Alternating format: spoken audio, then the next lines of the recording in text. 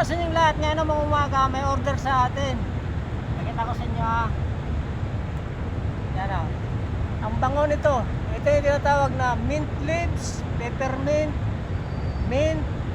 Parehas lang yan. Isa lang yan sila. Local name sa atin to is Herba Buena. Ayan siya. Ang bango nito. Masagin mo lang to. Lalabas kagad yung kanya, yung amoy. Mentol. Nakita ko ginagamit nila to yung sa alak, sa mojito.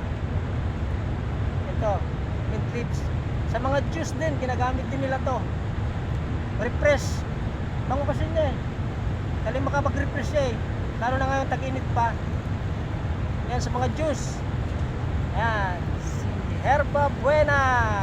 Mint leaves. Yan. Harvest tayo. Konti lang naman ang kanila eh. Pag mga ganito, mga ganitong klase, konti lang yung order nila. Pero na 50 grams, ganun lang. Hindi masyadong karamihan. Basta mga herbs, konti lang yung order nila. Let's go po. Tara. Tingnan lang natin to konti. Pagpalang to nila eh, sa mojito.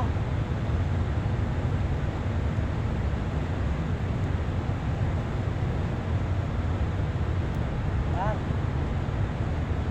Yan siya. Lagay lang yan sa baso to eh.